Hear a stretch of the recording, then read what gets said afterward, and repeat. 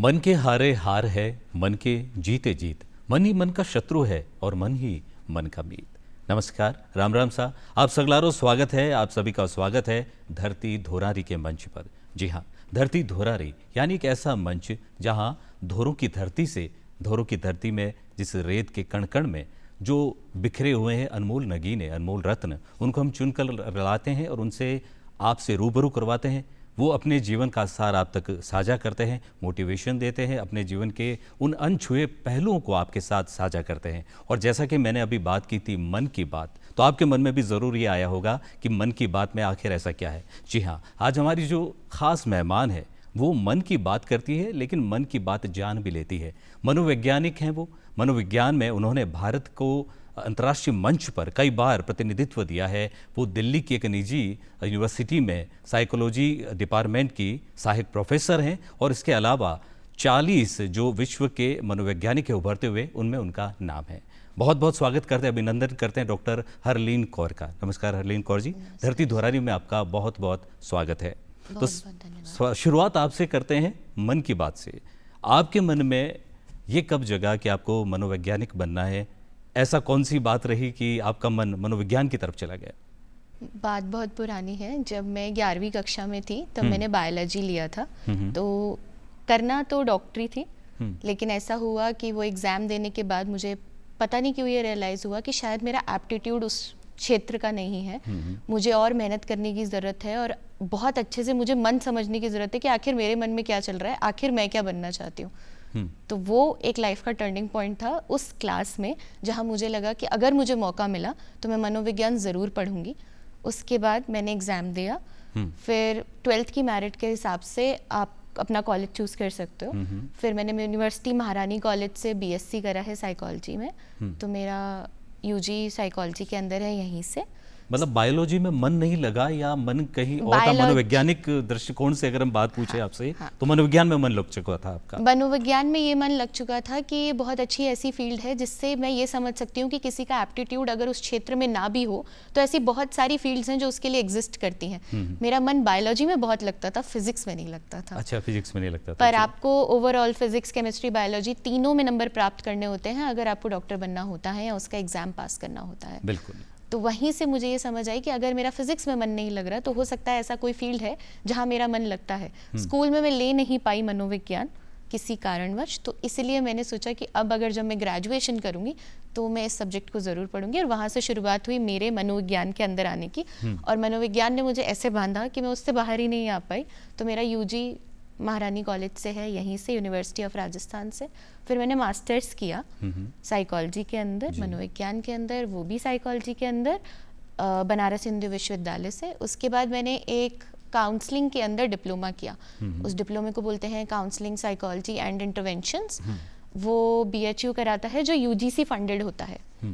वो करने के बाद मैंने इंतज़ार किया, तब कोविड लग चुका था। मैंने वेट किया रिजल्ट्स आने का PhD के लिए। मैंने PhD में दाखिला लिया था 2020 में कोविड के टाइम, और कंप्लीट किया उसे 2023 दिसंबर के अंदर। फिर शुरुआत की मैंने अपनी असिस्टेंट प्रोफेसर जर्नी की। उससे पहले एक विजिटिंग फेलोशिप होती है हमारे यहाँ, बनारस हिंदू विश्वविद्यालय उसे देते हैं। वो छानते हैं कुछ ऐसे 20 शोधार्थी जो बहुत अच्छा कर रहे हैं अपनी अपनी फील्ड में और वैकेंसी निकालते हैं। तो मेरा चयन हुआ डिपार्टमेंट ऑफ एजुकेशन को पढ़ाने के लिए। तो वहाँ मैं B.Ed और M.Ed के बच्चों को पढ़ाती थी।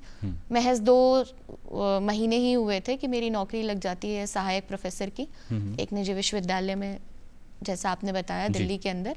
और अब मैं पढ़ने से पढ़ाने वाले उस जोन में आ गई जहाँ पे मैं मनोविज्ञान को, वहाँ से हुई हुई शुरुआत से यहाँ तक आ गई। बिल्कुल बिल्कुल। और एक गुलाबी नगरी जयपुर से निकलकर धरती धोरारी के सेट पर इस वक्त जो बैठी है, धरती धोरों की धरती के इसी रेती कण से उपजी है, यहाँ की बेटी है। और भारत को अंतर्राष्ट्रीय मंच पर आपने कई बार प्रतिनिधित्व दिया है। आपने प्रतिनिधित्व किया है भारत का, अलग अलग विषयों पर किया है, उस पर भी हम आएंगे। लेकिन सबसे पहले हम जान लेते हैं कि आपने जो अपने शोध किए हैं वो काफ़ी अलग विषयों पर किए हैं, जो आमतौर पर एक मनोवैज्ञानिक करते हैं, साइकोलॉजी जो क्षेत्र में जाते हैं। लेकिन आपके जो क्षेत्र चुने आपने बहुत अलग से चुने। तो पहले तो हम जानना चाहेंगे वो कौन कौन से ऐसे क्षेत्र हैं जहां आपने अपने आप को उनसे जोड़ा। तो जब आप क्षेत्र की बात करते हैं तो पहला है वैश्विक स्वास्थ्य, ग्लोबल पब्लिक हेल्थ है। दूसरा है क्रॉस कल्चरल साइकोलॉजी, बड़ी इंटरेस्टिंग चीज़ है। Cross cultural psychology, cross cultural psychology है। मैं सोसाइटी को पढ़ने का इंटरेस्ट रखती हूँ। वल्नरेबल पॉपुलेशन, वल्नरेबल पॉपुलेशन वो है कि जो सोसाइटी के मार्जिन पर है, सोसाइटी का हिस्सा नहीं है लेकिन सोसाइटी की बाउंड्री पर रहती ज़रूर है। तो उसमें ट्रांसजेंडर्स आ जाते हैं, चाइल्ड लेबरर्स आ जाते हैं, माइग्रेंट वर्कर्स आ जाते हैं, ये सब हैं जो वहाँ हैं। इसके अलावा मैं पढ़ती हूँ इनकी आइडेंटिटी को, कि कैसे आइडेंटिटी और हेल्थ का कोरिलेशन है। तो जो मेरी शोध है, जो मेरी थीसिस रही पीएचडी की, वो भी ऐसे ही रही है। अलग अलग विषयों का इसलिए है कि मुझे लगता है आपके सवाल का सही जवाब शायद ये होगा कि कैसे एक विषय को पकड़ के एक शोधार्थी शुरू करता है और दूसरे तक पहुंच जाता है। जी जी बिल्कुल। तो शुरुआत कुछ ऐसे है कि मुझे सोसाइटी को पढ़ना बहुत अच्छा लगता था। आसपास जब भी, घर के आसपास भी जब ट्रांसजेंडर आते हैं जी, कुछ मांगने, या बहुत सारे ओकेजन्स पे आपको ट्रांसजेंडर आते हुए नजर आएंगे, वहाँ से क्यूरियोसिटी बहुत थी कि हम लोगों पे बहुत शोध होती है। और जब हम अपना रिव्यू ऑफ लिटरेचर भी करते हैं शोध के अंदर, तो हम पाते हैं कि बहुत सारी ऐसी शोध हैं जो आम हम लोगों पे बहुत हो रखा है, लेकिन ऐसे कुछ डिविजन्स हैं सोसाइटी के जिनके ऊपर बहुत कम ध्यान जाता है। हेल्थ के मामले में जाता है लेकिन शायद मेंटल हेल्थ पे इतना नहीं जाता। जब हमारे लिए ही सुविधाएं थोड़ी कम है तो उनके लिए कितनी होंगी, वहाँ से वो क्यूरियोसिटी थी। फिर मुझे मौका मिला, ministry of social justice and empowerment का एक डिवीजन है, national institute of social defence, वहाँ पे इंटर्नशिप करने का। वो मौका इतना अच्छा था कि वहाँ पे बहुत सारे ऐसे प्रोग्राम्स ऑर्गेनाइज करती है मिनिस्ट्री, जहाँ पे आप डायरेक्ट बात कर सकते हो ट्रांसजेंडर से, उनको सिखा सकते हो। उनके लिए HIV प्रिवेंशन के भी प्रोग्राम मिनिस्ट्री चालू कराती है। बिल्कुल। तो बनारस हिंदू विश्वविद्यालय की ही बात मैं आगे बढ़ाऊंगा। जब आपने शोध के ऐसे विषय चुने तो वो थोड़ा चुनौतीपूर्ण था, या कई लोगों ने क्वेश्चंस भी किए होंगे आपने कि ये क्यों चुन रहे हो, या फिर उससे कुछ अलग अनुभव रहा आपका? बिल्कुल बिल्कुल, बहुत ही सही सवाल है ये इस मामले में कि जनरली ये होता है कि मेंटल हेल्थ के अंदर जब भी कोई साइकोलॉजी, मनोविज्ञान में शोध करने जाता है तो उसके दो बहुत इंपॉर्टेंट रुचियाँ होती हैं। या तो वो ऑर्गेनाइजेशनल साइकोलॉजी में जाता है देखने के लिए कि कंपनीज में कैसे HR की हायरिंग हो रही है और ये सब, और एक तरफ वो जाता है क्लिनिकल साइकोलॉजी में, जो आप डॉक्टर्स के साथ देखते हैं। क्लिनिकल साइकोलॉजिस्ट हैं, वो लाइसेंस साइकोलॉजिस्ट हैं, वो पेशेंट के साथ डील करते हैं। अब होता यह है कि बड़ा चैलेंजिंग सा फील्ड था कि एक सोशल साइकोलॉजी के ऐसे वर्क को पकड़ लेना जिसके ऊपर कोई कम ही बात करता है बिल्कुल मनोविज्ञान के अंदर।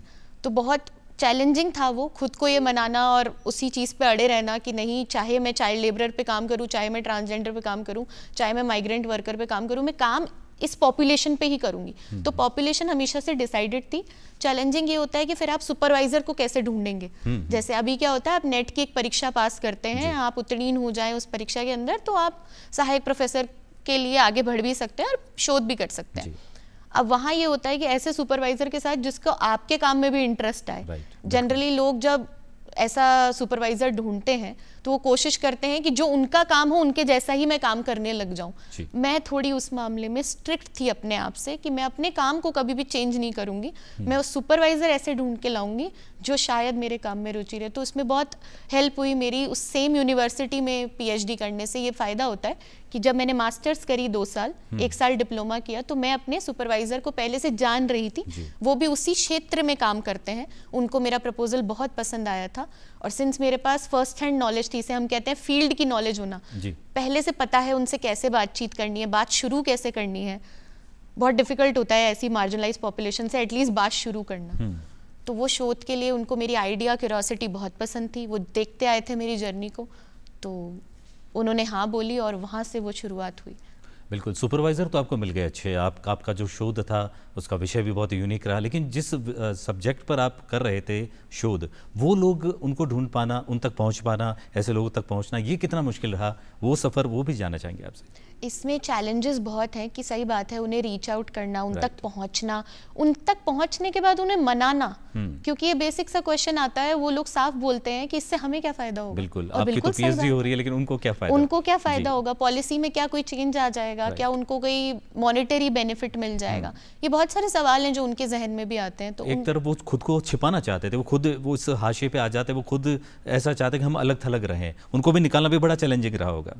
ये एक पर्सपेक्टिव है जिस पे जी। शायद हम आगे बात करेंगे, जी। जो शोध में निकल के आया। हाँ, हाँ, हम बिल्कुल। सब यही सोचते हैं, पर जी। ऐसा शायद 100% सच नहीं ऐसा है। नहीं है। नहीं, हम ये इसको नई बात डिस्कस बिल्कुल करेंगे। पता चली कि बिल्कुल। आपसे बात करने का ये एक फायदा रहा। नहीं तो आमतौर पर यही धारणा रहती थी कि ये जो विषय है, ट्रांसजेंडर्स हैं, जो ये जिनका अस्तित्व हम नकार लेते हैं, जो समाज के हाशिए पर हैं, हम ये सोचते हैं कि वो खुद समाज से कटना चाहते हैं। ऐसा नहीं है आपकी नज़र में, आपके शोध में? नहीं, ऐसा बिल्कुल भी नहीं है। ये इंडिविजुअल टू इंडिविजुअल वेरी करता है।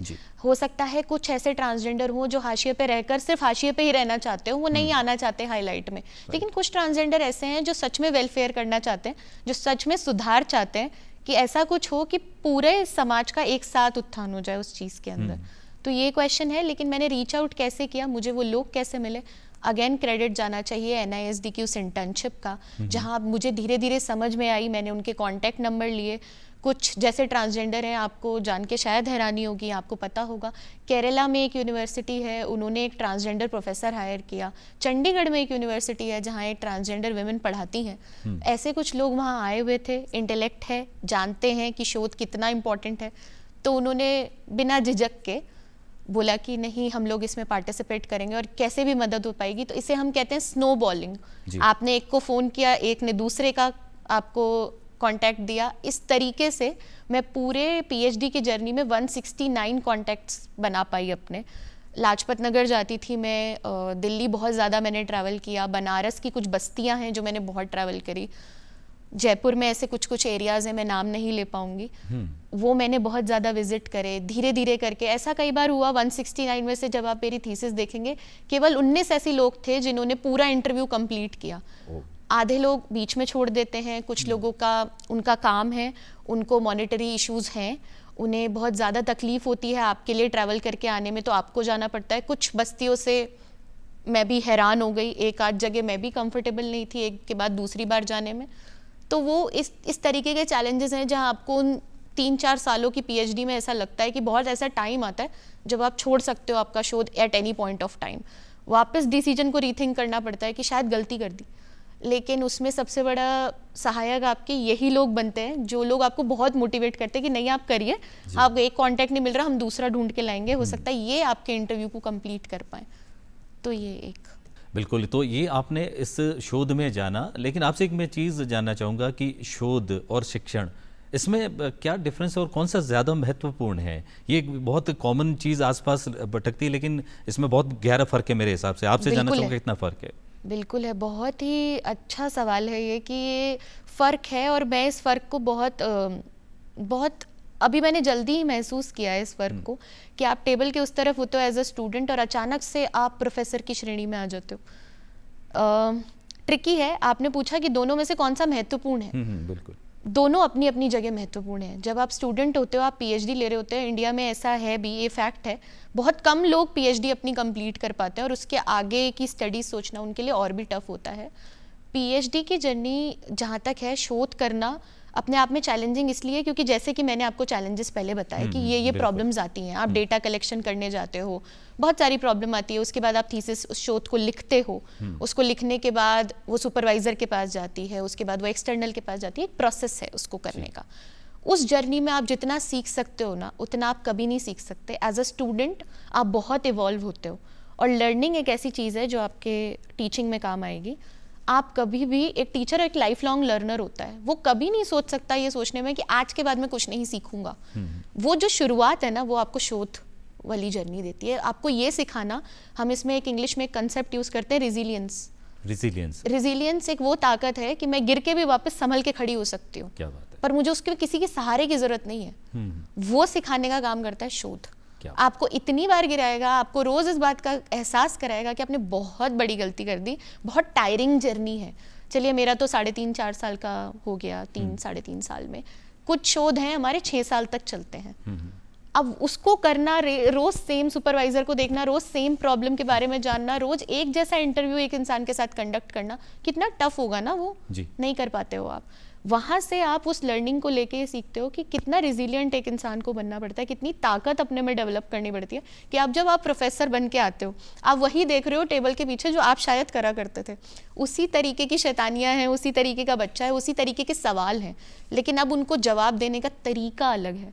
तो जब आप शिक्षण करने आते हो, जब आप टीचिंग करने आते हो, उसमें चैलेंजेस यही होते हैं कि आपको बहुत आराम से बिना खिजे एक एक चीज़ का समझे संभल के जवाब देना होता है। वो टाइम टेकिंग होता है और वहाँ आपके रेजिलियंस का वो टेस्ट है जो आप शोध में सीखे और बहुत बारीकी से जो शोध और शिक्षण का अंतर था वो आपने समझा दिया। एक बात और जानना चाहूँगा, जैसा मैंने बार बार कहा है, दर्शकों से भी कहा है कि आपने कई बार विदेशों में भारत से बाहर भारत का प्रतिनिधित्व किया है, तो सबसे पहले तो यही जानना चाहेंगे, जब एक बायोलॉजी सब्जेक्ट से आप थोड़ा फिजिक्स से घबरा कर उस तरफ आप चले गए, मनोविज्ञान में, आपका मनोविज्ञान पढ़ रहा हूँ इसलिए मैं बता रहा हूँ, तो उस तरफ चले गए और वहाँ आपने बहुत नाम कमाया, और जब भारत से बाहर आपने देश का प्रतिनिधित्व किया, एक तो वो आपकी फीलिंग जानना चाहेंगे, और दूसरा भारत और विदेश में शोध और शिक्षण में कितना डिफरेंस है, भारत और विदेशों की जो स्टडी है, वहाँ का शोध का लेवल है, वो भी आपसे जानना चाहेंगे।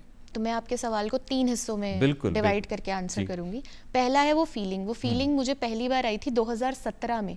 तो मेरा चुनाव हुआ था ministry of youth affairs and sports से एज इंडियन यूथ एम्बेसडर। वो कुछ इंडियन यूथ डेलीगेट्स को कुछ कुछ कंट्रीज भेजते हैं, तो एक कंट्री चुन के आती है और वहाँ पे उस डेलीगेट को भेजा जाता है। तो शुरुआत वहाँ से हुई। मैं पहली बार उनके थ्रू एक कंट्री गई, वहाँ पे मैंने कंट्री है इजराइल, अच्छा। और उसका हिस्सा है पैलेस्टीन, जहाँ पे मैंने विजिट किया था। अच्छा। उसे भेजा है ministry of youth affairs and sports ने।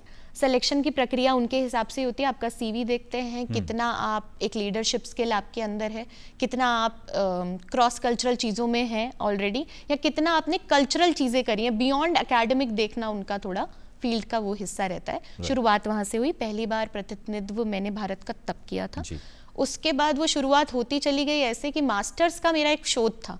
मैं तब मास्टर्स की बच्ची थी और मेरे को बड़ी क्यूरियोसिटी थी कि जिम में लोग जाते हैं, हेल्थ की बात थी वो, जिम में लोग जाते हैं, वर्कआउट करके आते हैं, उससे साइकोलॉजी पे कुछ तो चेंज होता होगा। बस वो शोध पेपर पेरिस के लिए सेलेक्ट हुआ और मुझे पेरिस से कॉल आया, मुझे वहाँ बुलाया गया प्रेजेंट करने के लिए मेरा रिसर्च पेपर। मैं तब गई 2019 मार्च में, और तब से लेकर अब तक का ये सफ़र है कि हर साल में एक ना एक बार किसी ना किसी कॉन्फ्रेंस में किसी ना किसी कंट्री में बुलाई जाती हूँ अपने शोध के ऊपर चर्चा करने के लिए। हर बार मैं भारत का प्रतिनिधित्व करके आती हूँ, और कुछ सालों से मैं बहुत इस चीज़ में अपने आप को, बहुत अच्छी फीलिंग है ये, बहुत प्राउड होता है इस चीज़ को देखने में कि वो पॉपुलेशन जिसके बारे में इंडिया में कोई बात नहीं करना चाहता, मैं अपने शोध के लिए उस पॉपुलेशन की बात वर्ल्ड लेवल पे करके आती हूँ। और वहीं से शुरुआत होती है क्रॉस कल्चरल साइकोलॉजी की, क्योंकि जब आप ऐसे कॉन्फ्रेंसेस में जाते हैं, जब आपको आमंत्रण दिया जाता है, तो आपको ये समझ में आता है कि ठीक है, हो सकता है क्योंकि हमारी सोसाइटी बहुत कलेक्टिविस्ट माइंडसेट की है, इसलिए चीज़ों को इस तरीके से देख रही है।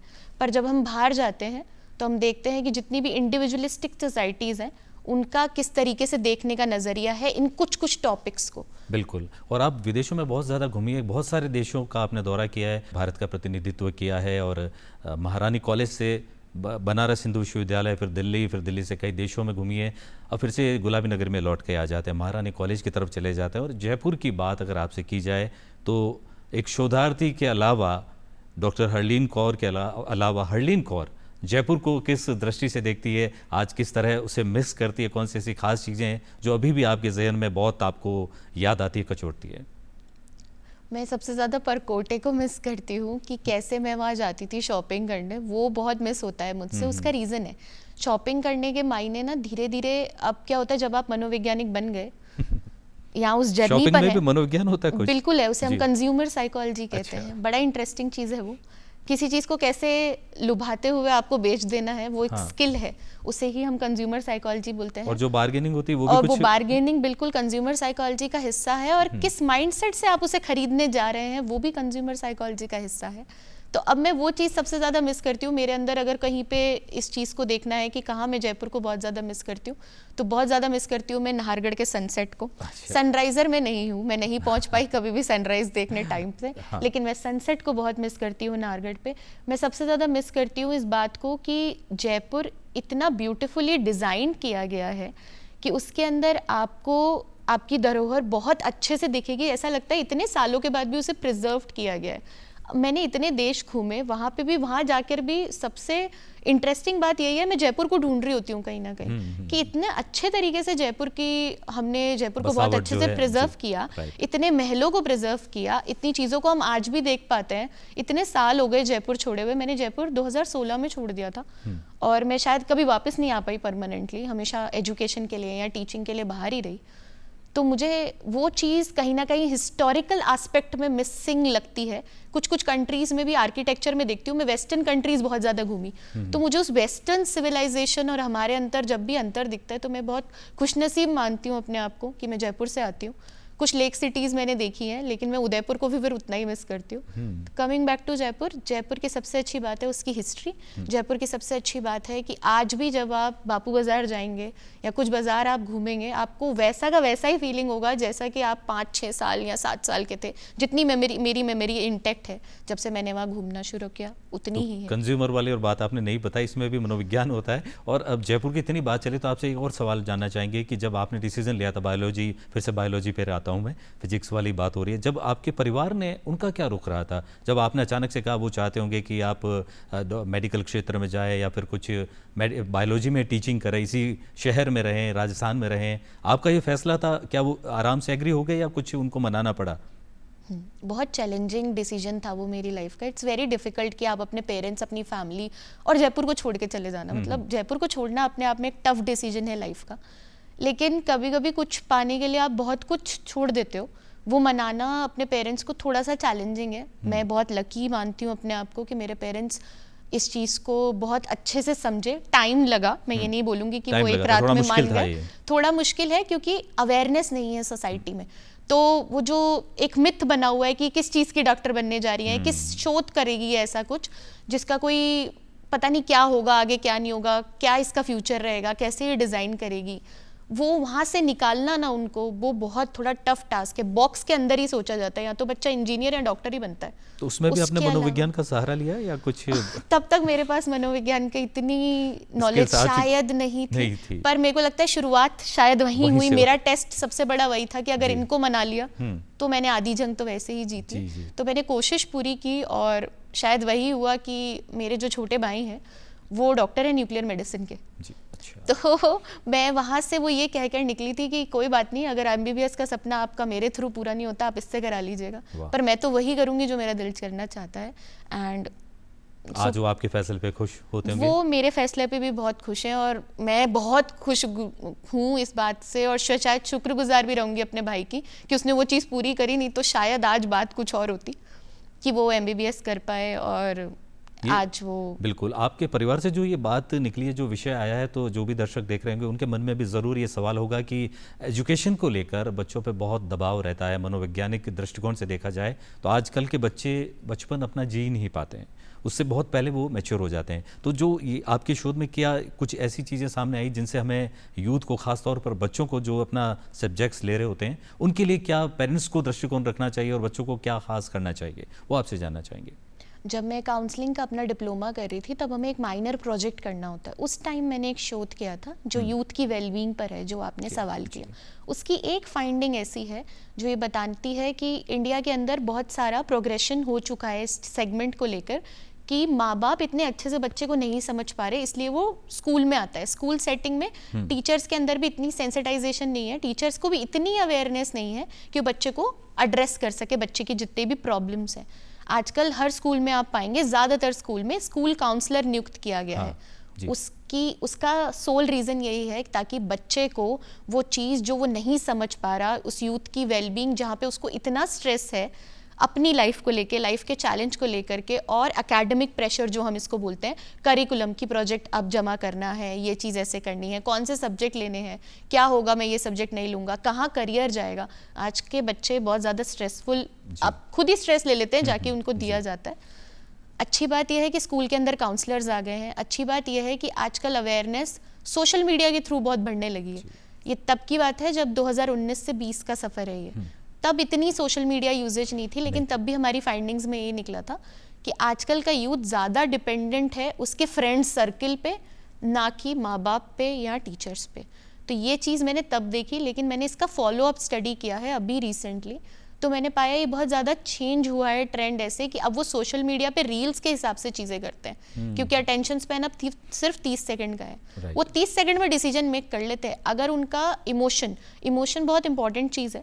इमोशन अगर मेरा अभी हैप्पी है और मैंने एक डिसीजन बना लिया कि मेरे को इसी फील्ड में जाना है, तो अब चाहे कुछ भी हो जाए, मैं लकीर की फ़कीर हूँ, मैं उसी फील्ड में ही जाऊँगी। अब मैं अपने आप को चेंज नहीं करूँगी। इसलिए हम लोग बोलते हैं एज मनोविज्ञान के क्षेत्र से कि कभी भी आप इमोशनल होकर डिसीजंस नहीं लेते।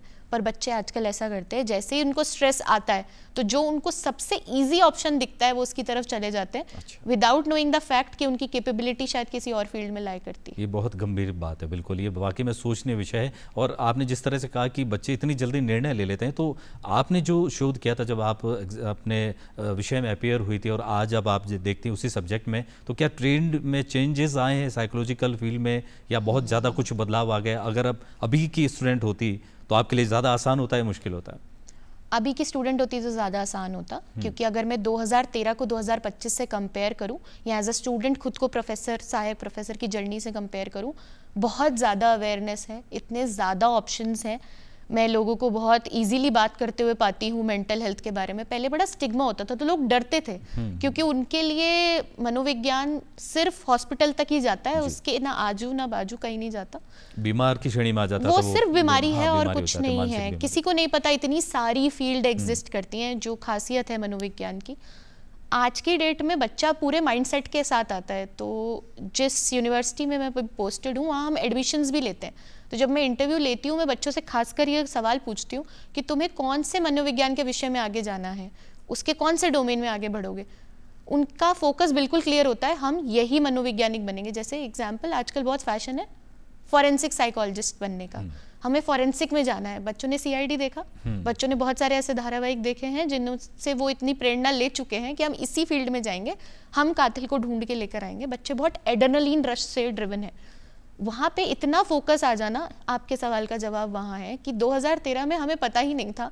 ये वो विषय होता था जो शायद बच्चा ले लेता था, ऐसा नहीं है इसका ट्रेंड कभी नहीं था। मनोविज्ञान बहुत टाइम से है। जिन बच्चों का फोकस बिल्कुल क्लियर होता था बच्चे लेते थे, जिन बच्चों को खुद को समझना होता था वो भी लेते थे, जिन्हें सोसाइटी समझनी होती थी वो भी लेते थे। लेकिन कुछ बच्चे जिनको पता ही नहीं है वो इस फील्ड में इतना एक्सेल कर सकते हैं। आजकल बच्चे बहुत कंसेप्ट क्लैरिटी के साथ आते हैं, उन्हें पता है उन्हें कौन सी फील्ड में जाना है, कौन से कोर्सेज करने हैं, कितने दिनों में अपनी शोध कंप्लीट करनी है, कैसे एक असिस्टेंट प्रोफेसर बनना है। उनके पास वो जर्नी का ब्लूप्रिंट बिल्कुल रेडी है। बिल्कुल। और हम आपको एक बार फिर से बताते हैं, जिन दर्शकों ने टीवी सेट देर से खोला है, डॉक्टर हरलीन कौर जो मनोविज्ञान क्षेत्र से जुड़ी है, अंतर्राष्ट्रीय स्तर पर 40 उभरते हुए मनोवैज्ञानिकों में उनका नाम है। वो आज हमारी खास मेहमान है। धरती दोहरारी के सेट पर वो यहाँ इस वक्त हमारे से बातचीत कर रही है। और इसी बातचीत को आगे बढ़ाते हुए मैं आपसे एक और सवाल जानना चाहूँगा कि मनोवैज्ञानिक क्षेत्र में, आपकी फील्ड में, साइकोलॉजी वाले डिपार्टमेंट में आपने कईयों से, जो पेशेंट कह दें, क्लाइंट कह दें, सब लोगों से आप मिलती रही हैं। कभी ऐसा दौर भी आया जब आपने खुद को बहुत तनाव में पाया, या आप खुद उलझ गए और वहाँ से कुछ ऐसा टर्निंग पॉइंट निकला हो? ऐसा आपके जीवन में कभी हुआ? बिल्कुल हुआ है। मैं काउंसलिंग का जब डिप्लोमा कर रही थी, 2019-20 की बात है, वो डिप्लोमा ख़त्म ही हुआ था। और ऐसा हुआ कि मार्च 2020 में हम सबको ये बात ज्ञात है, कोविड हुआ। जी। तो जब वो कोरोना वायरस पेंडेमिक फैला, तो मुझे ऐसा लगा कि लोग कहाँ से हेल्प ढूंढेंगे, सब परेशान होंगे। अब मैं फ्री में लोगों की काउंसलिंग करना शुरू करूँगी। 1 महीना 1.5 महीना सब कुछ ठीक था। होता ये है कि जब हम क्लाइंट बोलते हैं, हम पेशेंट टैग नहीं करते। क्लाइंट को जब मैं पहले देखती थी, तो हम एज अ काउंसलर इस बात के लिए अधिकृत हैं कि हम रिलेशनशिप के इश्यूज देख सकते हैं, स्ट्रेस देख सकते हैं, कुछ माइनर इश्यूज हैं जो हमें अलाउड है देखना। अदरवाइज ये काम सारा क्लिनिकल साइकोलॉजिस्ट का है। तो वही थेरेपी दे सकते हैं। उससे पहले का काम हमारा होता है जो हम बातचीत से ठीक कर पाते हैं, उसे हम टॉकिंग थेरेपी कहते हैं।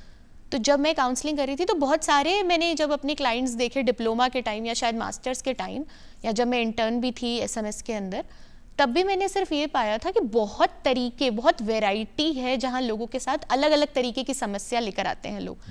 कोविड के समय ऐसा हो रहा था, सब कोविड रिलेटेड एंजाइटी लेकर आ रहे थे। तो हर किसी का एक कॉमन टर्म था, कोविड की वजह से ऐसा हो रहा है, कोविड की वजह से ऐसा हो रहा है, कोविड की वजह से O2 बढ़ गया, कोविड की वजह से O2 डाउन हो गया। अब क्या होता है, हमारी एक स्किल होती है एम्पैथी की, और हमारी एक स्किल होती है, मैंने आपको बताया, रेजिलियंस की। अगर उन दोनों में कहीं कॉम्प्रोमाइज होने लगेगा, आप बैलेंस नहीं बिठा पाओगे, तो एक टाइम आएगा जब आप खुद उन सिम्टम्स को फील कर लोगे। और वो टाइम जब आता है उसमें बहुत डिफिकल्टी होती है कि आपको लगने लगता है कि अब now I need a break. अब मैं ऐसा कर रही थी कि सिंस ये फ्री सेवा थी, मैं लोग मुझे ईमेल भी करते थे, लोग मुझे फ़ोन भी करते थे, जिन क्लाइंट से मैं शायद घर के बाहर बालकनी में आके बात कर सकती थी वो भी मैंने किया, जो आ सकते थे, आसपास थे। उस समय मुझे समझ में आ गया कि अब ये बहुत ज़्यादा हो रहा है, शायद अब मुझे ब्रेक लेने की ज़रूरत है, मैं इससे ज़्यादा नहीं कर पाऊँगी। तब मैंने प्रैक्टिस से हट के, मतलब उसके बाद से मैंने क्लाइंट्स नहीं देखे हैं, उसके बाद से मैं सीधा स्विच करी थी क्रॉस कल्चरल और सोशल साइकोलॉजी के सेगमेंट में कि मैं हेल्थ के डोमेन को रखूँगी, लेकिन अभी शायद मैं फील्ड में जाके प्रैक्टिस नहीं कर सकती। तो वो मेरे लिए एक टर्निंग पॉइंट है कि कैसे मैं प्रैक्टिस से सीधा एजुकेशन सेटअप में दोबारा आई कि अब मैं और पढ़ाई करूँगी, जितना मुझे करना है वो मैं करूँगी, अभी के लिए ब्रेक लेने की बहुत ज़रूरत है। कुल मिलाकर यही कह सकते हैं कि आप जो कुछ आपने झेला वो एक मनोवैज्ञानिक क्षेत्र में आपके आने की वजह से ही हुआ और आप उसे उभर पाई, वो भी इसीलिए क्योंकि आप मनोवैज्ञानिक, एक अच्छी मनोवैज्ञानिक हैं। और ये एक बहुत बड़ी आपके लिए मेरे हिसाब से चैलेंज ज़िंदगी भर में रहेगा, जो किसी और को भी आप सलाह दे सकती हैं।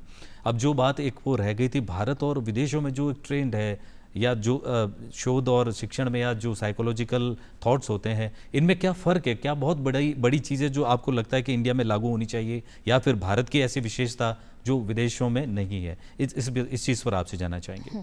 तो शोध में फ़र्क ऐसे है कि वहाँ पे जो सिस्टम है किसी को भी शोधार्थी कहने का, वो ऐसा है कि वो बहुत ही एक ट्रांसपेरेंट ग्लोबल सिस्टम रखते हैं कि अगर आप उनका एग्ज़ाम पास करके आ जाएंगे और आपके पास इतना CGP है तो आप अंदर आ सकते हैं। भारत में ऐसा होता है कि आपको नेट पास करना पड़ता है। आए दिन ये नॉर्म्स चेंज हो सकते हैं, हो सकता है कल कोई एक और नया नॉर्म आ जाए, पर एक बेसिक नॉर्म बना हुआ है भारत के अंदर कि आप एक नेशनल एलिजिबिलिटी टेस्ट पास करते हैं। ये तो एग्जाम का हो गया, मतलब जो तरीका होता है उसके बारे में जानना चाहूँगा। मैं उस पर भी आ रही हूँ। हमारे यहाँ पे एक सेट पैटर्न है कि हम सुपरवाइजर तक जाते हैं, सुपरवाइजर और हमारे बीच में एक तालमेल होना चाहिए। वहाँ पे सुपरवाइजर दोस्त की तरह है, वहाँ पे सुपरवाइजर को नाम से बुलाया जाता है। इंडिया में हम गुरु चेला सिस्टम वाले हैं, हम हायरार्की में बहुत मानते हैं और ये बहुत अच्छी बात है, मुझे ऐसा लगता है कि मानना भी चाहिए। वहाँ पे ये सिस्टम थोड़ा अलग है। वहाँ पे हम नाम से बुलाते हैं, वहाँ पे हम अपने घर को भी डिस्कस कर सकते हैं, वहाँ पे हम 9 से 5 ही शोध करेंगे। यहाँ पे क्या होता है, हम अपना साथ में लेकर आते हैं घर पे, जितना भी हमारा काम है वो घर पे साथ आता है। हम रात को भी वही काम कर रहे होते हैं, हो सकता है हम एक रिव्यू लिख रहे हो सकता है हम एक पेपर लिख रहे हो। वहाँ पे पर्सनल और प्रोफेशनल लाइफ को बहुत अच्छे से बैलेंस किया हुआ है उन्होंने। तो ये चीज़ मुझे अपने शोध करते हुए समझ में आती थी, जब मैं उन लोगों से मिलती थी, उन शोधार्थियों से भी मिलती थी, जब भी कॉन्फ्रेंस में जाती थी, मैं देखती थी बड़े आराम से आते हैं वो लोग, ऐसा कोई स्ट्रेस नहीं है उनको कि वापस जाके रिपोर्ट सबमिट करना है, ये बिल देना है। वो वेरी, मतलब मुझे ऐसा लगता है काफ़ी स्ट्रक्चर्ड है, बहुत आराम से चीज़ें वहाँ पे हो जाती हैं। बहुत एक, उसे कहते हैं उनकी भाषा में कूल माइंडसेट है, जो यहाँ थोड़ा सा मिसिंग है। हम यहाँ पे बहुत प्रेशराइज्ड फील करते हैं कि ये चीज़ इतने टाइम में करनी है, ये चीज़ इतने टाइम में करनी है। टाइमलाइन को बहुत फॉलो किया जाता है। वहाँ पे ये होता है कि हर किसी की अपनी अपनी रिस्पॉन्सिबिलिटी है। अगर मान लीजिए अगर टीचर ने आपके एक डॉक्यूमेंट को साइन नहीं किया तो टीचर से भी उतना ही सवाल होगा जितना एक बच्चे से होगा। यहाँ पे हर चीज़ के लिए बच्चा आंसरेबल है। वही बात आती है टीचिंग की, तो टीचिंग वहाँ ऐसे डिफरेंट है। टीचिंग ऐसे होती है, बहुत फ्लेक्सिबल आवर्स से होती है।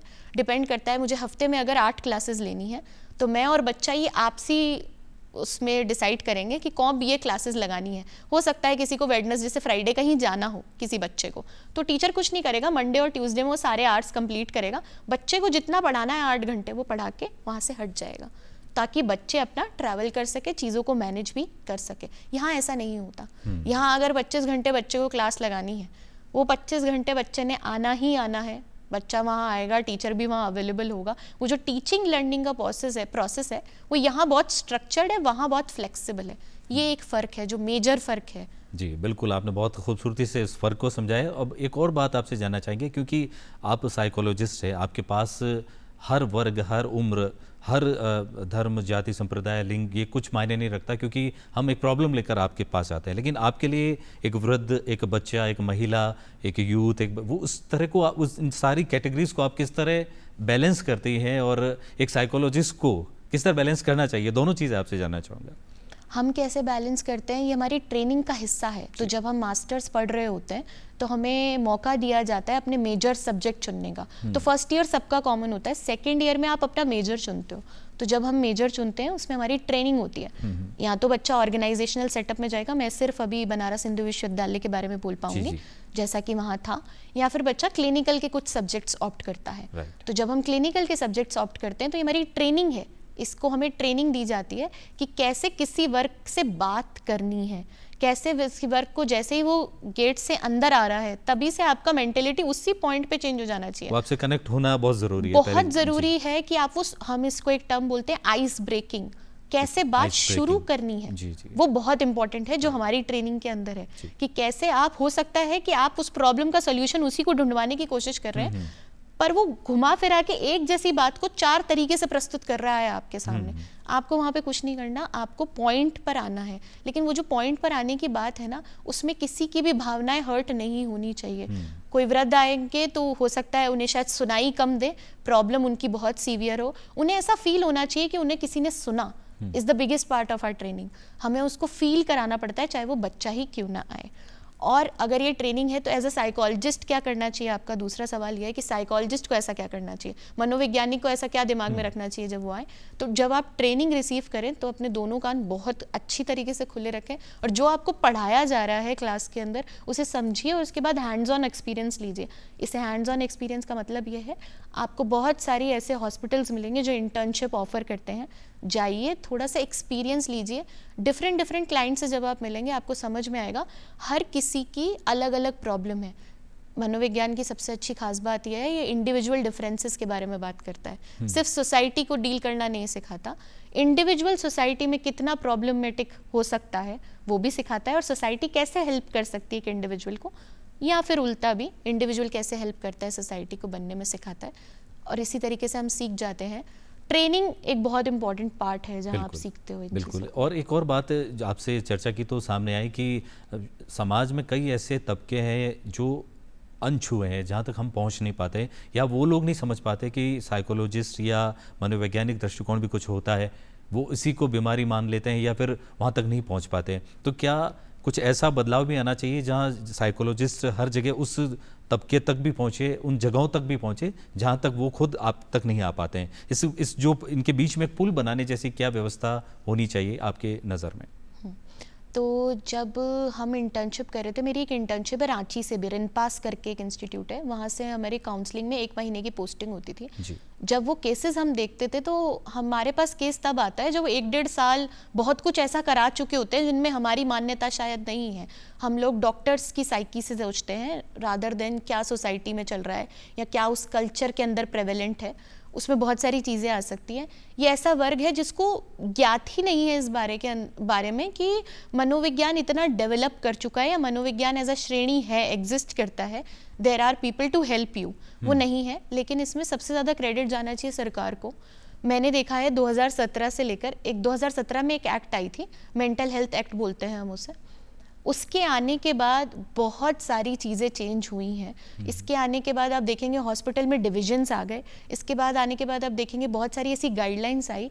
एक और काउंसिल है हमारे इंडिया के अंदर, रिहेबिलिटेशन काउंसिल ऑफ इंडिया, वो काम करती है लाइसेंसिंग करने की। जैसे मैं एक काउंसलिंग साइकोलॉजिस्ट हूँ, मेरे पास कोई लाइसेंस ऐसा क्लिनिकल नहीं है, तो कोई भी क्लिनिकल पेशेंट अगर आएगा, अब मैं पहली बार जिक्र कर रही हूँ उस शब्द का एज पेशेंट, अगर वो आएगा तो उसको डील करने के लिए मैं ऑथराइज नहीं हूँ। अच्छा, जो पेशेंट के लिए भी अलग एक डिग्री होनी चाहिए। एग्जैक्टली, उसको बोलते हैं क्लिनिकल साइकोलॉजिस्ट। आपने एमफिल किया होना चाहिए, वो भी RCI लाइसेंस्ड, और उसके बाद उनके कुछ नॉर्म्स हैं, उनको अगर आप फुलफिल करते हैं तो आपको एक रजिस्ट्रेशन नंबर मिलता है, आपके पास एक लाइसेंस होता है, अब आप वो वाले पेशेंट्स देख सकते हैं। अगर नहीं तो फिर वो डायरेक्ट या तो साइकेट्रिस्ट के पास जाएंगे, डिपेंड करता है, साइकेट्रिस्ट दवा लिखता है, ये लोग थेरेपी देते हैं।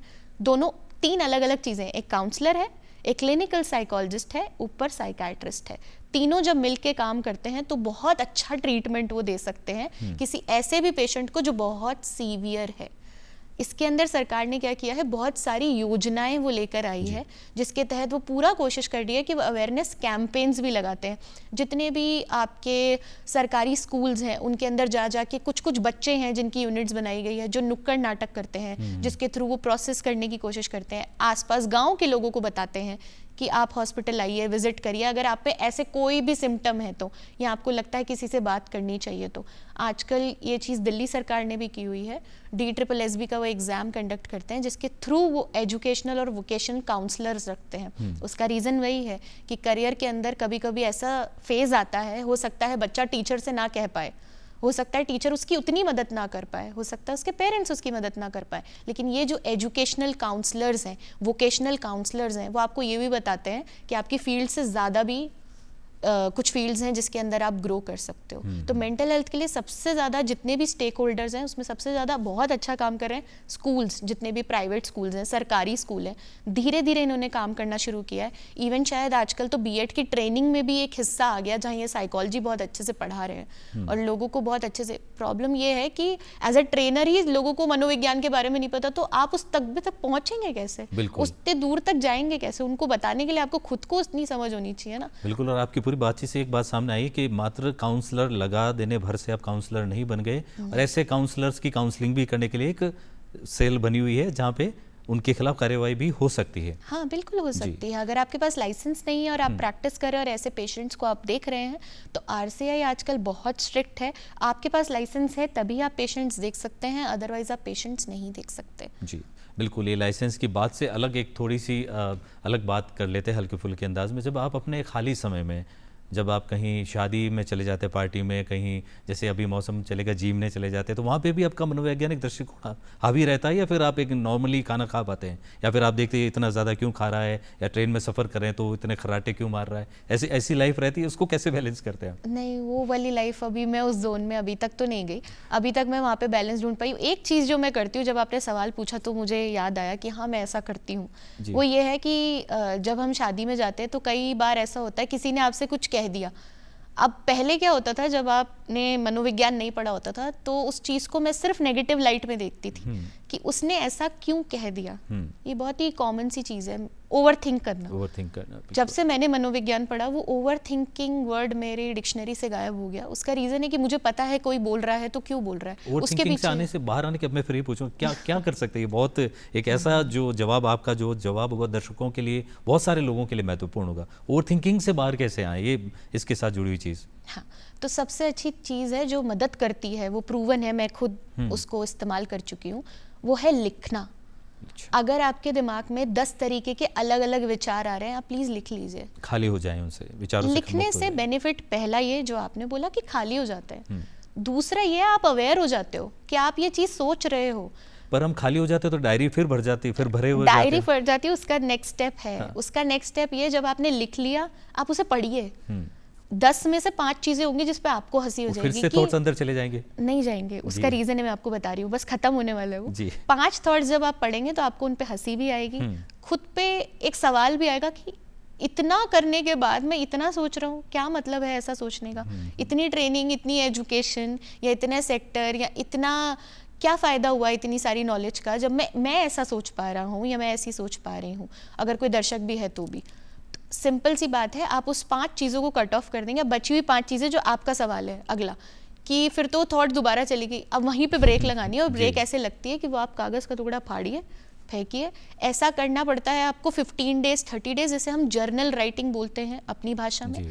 बहुत फ़ायदेमंद है। सबसे अच्छी चीज़ दूसरी जो मेरे लिए बहुत बेनिफिशियल है, वो है म्यूज़िक को सुनना। आप कैसा भी म्यूज़िक सुनिए, आप सांस्कृतिक म्यूज़िक सुनिए, आप एक मेलोडी सुनिए, आप सितार सुनिए, आपको जो अच्छा लगता है आप सुनिए, पर उसका सबसे अच्छा तरीका ये क्यों फ़ायदेमंद है, आपको उस जोन से बाहर ले आता है। हम इसको ऐसे बोलते हैं कि मैंने गेट बंद किया और मैं दूसरे कमरे में चली गई, तो जिस कमरे को छोड़ के मैं अगले कमरे तक का सफ़र जो मैंने तय किया है, उसमें मेरी विचारधारा बहुत चेंज हुई होगी। वो मुझे नहीं समझ में आई, लेकिन अभी चेंज हुई। उसका काम करता है म्यूज़िक, वेरी मच बेनिफिशियल। आपका खाली समय में आपका भी फेवरेट पास टाइम है? आपके बारे, आपके और क्या शौक हैं जो आपको ऊर्जा आप देते हैं? क्योंकि आप जिनसे बात करेंगे, पेशेंट्स कहें, क्लाइंट्स कहें, उनके साथ बहुत सारी ऊर्जा खर्च होती है आपकी, तो खुद को आपको तरोताज़ा करने के लिए आप क्या करती है खाली वक्त में? खाली वक्त में एक आपने पहले भी सवाल किया मुझसे कि ट्रेन की जर्नी में भी अगर कोई खराटे रह रहा है, तो मुझे ट्रेन की जर्नीज करना बहुत पसंद है। लेकिन अब वही होता था कि कोई खराटे रह रहा है, आप रोक नहीं सकते, आप उनको कुछ बोल नहीं सकते। गलत विचार भी आपके दिमाग में नहीं आना चाहिए, आता है, माइंड की ये प्रवृत्ति है कि वो पॉजिटिव से पहले नेगेटिव सोचता है, आप उसमें पॉजिटिव लेके कैसे आएंगे वो चैलेंजिंग है। आप खराटों के पीछे का कारण मैं सोचती होंगी कि खराटे नहीं, क्यों ले तब रहा मैं है? वो खराटों का कारण नहीं, क्योंकि वो मेरा लेजर टाइम है। अगर मैं उस टाइम में भी मनोविज्ञान लगाऊंगी तो मैंने उसका बहुत अच्छा तरीका, मैं ईयरफोन्स लगाती हूँ, अपना म्यूजिक सुनती हूँ, इतना शांत म्यूजिक मैं सुनती हूँ, मेडिटेशनल म्यूजिक, कि अब मुझे नींद आ जाती है। और ऐसा होता है ना कि आप रोज रोज वो काम करने लगते हैं तो आदत हो जाती है उस काम को करने की। जी जी। तो मेरे साथ वही हुआ है उस ट्रेन की जर्नी का। लेकिन मैं अपने खाली समय में ज्यादातर बुक्स पढ़ती हूँ। वो कुछ भी, कोई भी बुक्स हो सकती है। मैं ऐसा, मेरा कोई प्रिस्क्राइब जॉनर नहीं है कि मैं सिर्फ कॉमेडी की ही बुक्स पढ़ूंगी, मैं सिर्फ नॉवेल्स ही पढ़ूंगी। जो मेरे हाथ लग गया, जैसे मैं अभी करंटली पढ़ रही हूँ how to finish everything you start, कैसे किसी चीज को खत्म करा जाए जिसको तुमने शुरू कर लिया। शुरू कर, अरे वाह, प्रोक्रेस्टिनेट करते हैं आजकल हम विषय लोग। बड़ा अच्छा है इसका। हाँ, तो वो एक फॉरेन राइटर है, उनको मैं पढ़ रही हूँ। ऐसे करके मैं बुक्स पढ़ने में बहुत ज्यादा इन्वेस्ट करती हूँ अपने टाइम को, जब भी मुझे लगता है मैं खाली बैठी हूँ। तो पढ़ने में ज्यादा रुचि है, खाने पीने में या खाना बनाने में, मैं आ कुकिंग रही में? थी उसमें। खाना बनाने में रुचि नहीं है, खाना खाने में बहुत रुचि तो है। राजस्थान की बात करें, धरती दोरारी की साइड पर हो, तो आपके पसंदीदा राजस्थान की अलग अलग शहरों के कुछ खास चुनिंदा पकवान या मिठाइयाँ या कुछ और? मिठाइयाँ तो मुझे यहाँ की सारी पसंद है। अगर मैं किसी एक का भी नाम लूंगी तो मैं दूसरे के साथ इनजस्टिस करूंगी। दूसरी मिठाई नाराज हो कचौड़ी, सकती है इसमें। प्याज की कचौड़ी इज हाँ। समथिंग जो मैं नहीं छोड़ती यहाँ पे। एक राजा पार्क में एक आउटलेट है, उसका समोसा खाना मुझे पता नहीं क्यों बहुत ज़्यादा पसंद है। तो जब भी मैं जयपुर आती हूँ तो मैं पूरी कोशिश करती हूँ मैं वहाँ का समोसा खा लूँ। फिर मुझे राबड़ी बहुत पसंद है, अरे वाह, बहुत ज़्यादा पसंद है। मुझे दूध जलेबी बहुत पसंद है। यहाँ का फ्लेवर मुझे और कहीं नहीं मिल पाता है। मुझे सबसे ज़्यादा पसंद है, सिंस मैं पंजाबी भी हूँ, तो मुझे मक्के की रोटी सरसों का साग पसंद है। और मैं बहुत शुक्रगुजार हूँ मेरी माँ की कि हाँ, वो जी। हमेशा इस चीज़ को कुक करके मुझे खिलाती हैं। वो कोई भी सीज़न हो, उसमें बड़ा मुश्किल है साग दूसरे सीज़न में ढूंढना, जी। बट ऐसा हो जाता है, इसलिए मुझे ये सारे क्यूजीन्स पसंद है। तो एनर्जिंग साइकोलॉजिस्ट की बात करें, जो 40 साइकोलॉजी मनोवैज्ञानिक चुने गए पूरे अंतर्राष्ट्रीय स्तर पर, वो क्या प्रोसेस था उसमें जब आपका नाम आया?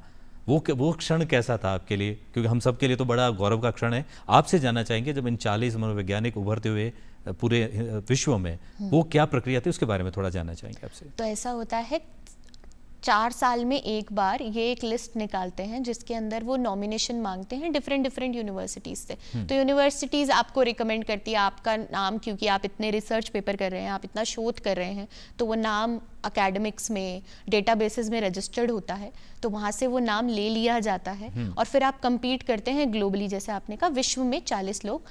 तो हर 4 साल में ये एक बार लिस्ट आती ही आती है। बहुत कम बच्चे इंडिया से सेलेक्ट हो पाते हैं, इस बार भी अच्छे खासे बच्चे थे इंडिया के अंदर। तो वो जो अनुभूति है वो बहुत अच्छी है, बहुत अच्छा लगता है उस वक्त कि आपका काम इतनी लेवल पे रिकॉग्नाइज हो रहा है। उसके अंदर ये होता है, जैसे इस बार ये हुआ था प्राग में, चेक रिपब्लिक में, वो आपको आने जाने का, आपके रहने का, ये सारी व्यवस्था वो करके देते हैं। वहाँ आप बचे हुए 39 लोगों से भी मिल रहे हो, जान रहे हो उनके देशों में कैसा काम हो रहा है। कुछ आपके भाई बहन आपको भारत से ही मिल जाते हैं, आप उनसे सीखते हो कि शायद उनकी सिटी में कैसा काम हो रहा है, वही सब है। और वो अनुभूति बहुत ही बताने लायक नहीं, है। मतलब हमारे पास हाँ, शब्द नहीं मेरे होते पास कैसे? शायद शब्द बिल्कुल। नहीं है। एक और अनुभूति और आने वाली 2026 में, शायद आप कहीं सेलेक्ट हो रही यूएन में, उसके बारे में थोड़ा जिक्र किया। वहाँ आप किस रूप में वहाँ प्रेजेंट होंगी और वो क्या है? साइकोलॉजिकल कोएलिशन है यूनाइटेड नेशंस के अंदर। वो कुछ एनजीओज हैं 8 या 9 जिन्होंने अपनी कोएलिशन बना रखी है, उसे वो psychological coalition at united nations कहते हैं। वो काफ़ी सालों से, ये 19वां उनका एनुअल डे होगा, उसके अंदर UN psychology day at united Nations के तहत वो उसको ऑर्गेनाइज करते हैं। बात वही है, ग्लोबल मेंटल भूमिका क्या रहेगी उसमें? मैं बता रही हूँ। वो को चेयर है, को-चेयर है, एक चेयर होंगी, हाँ। प्रोफेसर जेनेट हैं जो उसकी चेयर हैं, और 2 को चेयर हैं। तो एक मैं को चेयर हूँ, एक और दूसरे किसी कंट्री से एक और को चेयर नियुक्त होंगे। मेरी नियुक्ति अभी हाल ही में हुई है।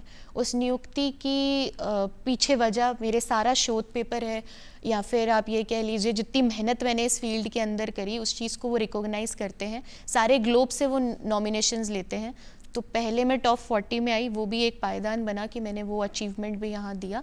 और इसके अंदर ये होता है कि आप ऑर्गेनाइज करते हैं ये इवेंट, यूनाइटेड नेशंस के लिए, बिल्कुल। जिसको रिकॉग्नाइज करता है PCUN, psychological coalition at united nations. तो आप लगातार भारत का नाम पूरे देश में आप डंका बजा रही हैं और देखिए 2026 में भी आप फिर से भारत के नाम का प्रतिनिधित्व करेंगे, उसके लिए आपको अभी से शुभकामनाएं।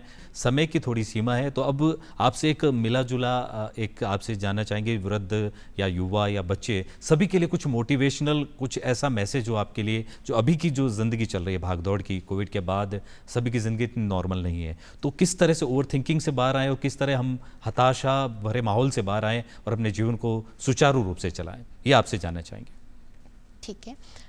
सबसे इम्पॉर्टेंट मुझे ऐसा लगता है, मैंने आपको तरीके तो बता दिए ओवर थिंकिंग से बाहर आने के, और मैं मानती हूँ कि ये तरीका ज़रूरी नहीं है 7 दिन या 15 दिन में आपके लिए काम कर पाएगा।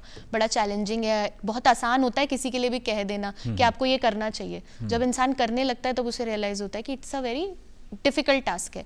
लेकिन हमारी पूरी बातचीत में मैंने एक शब्द का जिक्र बार बार किया, वो शब्द है रिजिलियंस, और वही मेरी लास्ट थॉट भी है आपको देने के लिए। वो यही है कि चाहे आप किसी भी वर्क से आ रहे हैं, रिजिलियंस बहुत अच्छी क्वालिटी है जो आपके अंदर बिल्ड होती है।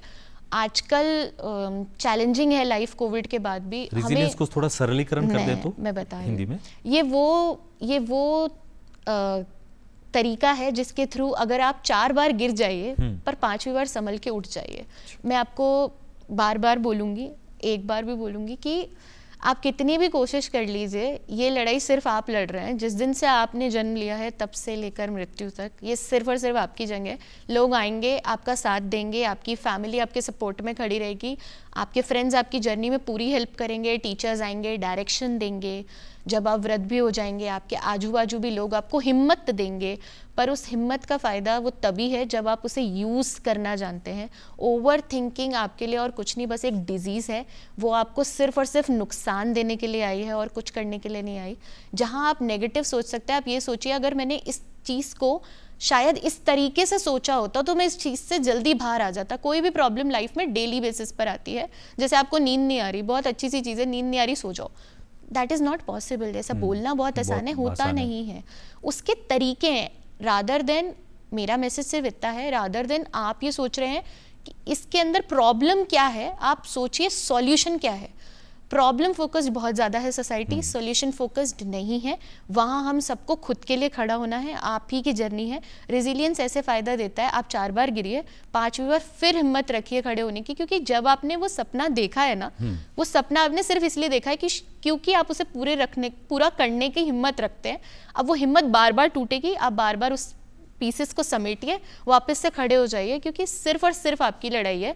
अंत में किसी को कोई फर्क नहीं पड़ेगा, आप कुछ अचीव करिए। बहुत अच्छा लग रहा है सुनने में कि हर कोई आपको अप्रिशिएट करता है, पर उसके पीछे की जो जर्नी है ना, वो बहुत स्ट्रगलिंग होती है। वो चाहे मैं हूँ चाहे आप हो, स्ट्रगल के बिना लाइफ नहीं चलने वाली है। इट्स अ ग्राफ जो हमेशा ऊपर नीचे चलता रहता है, पर एट द एंड आप खुशी महसूस करने चाहिए। जब आप तकिए के पास जा रहे हैं सोने के लिए, आपको वो खुशी महसूस होनी चाहिए कि हाँ, आज मैंने कुछ किया, आज मैंने अपनी लाइफ को, सोसाइटी को, खुद को कुछ दिया।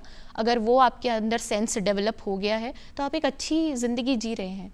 तो मन की बात पर ही बात यहाँ ख़त्म होती है कि मन बोराए जगत में, मन ही शांत करे, मन ही सजाए महफिल है और मन ही एकांत करे। तो मन को हमें कंट्रोल रखना है, और कैसे कंट्रोल रखना है वो सारे टिप्स आपने बताए। डॉक्टर हरलीन कौर आज यहाँ धरती धुरारी के मंच पर खास मेहमान के रूप में उपस्थित रहीं। आपका बहुत बहुत धन्यवाद, आपने इतना समय दिया। अगले एपिसोड एक नए गेस्ट के साथ, एक नए मेहमान के साथ, एक नई पाहुणा के साथ फिर से हाजिर होंगे। तब तक के लिए मुझे दीजिए अनुमति। नमस्कार।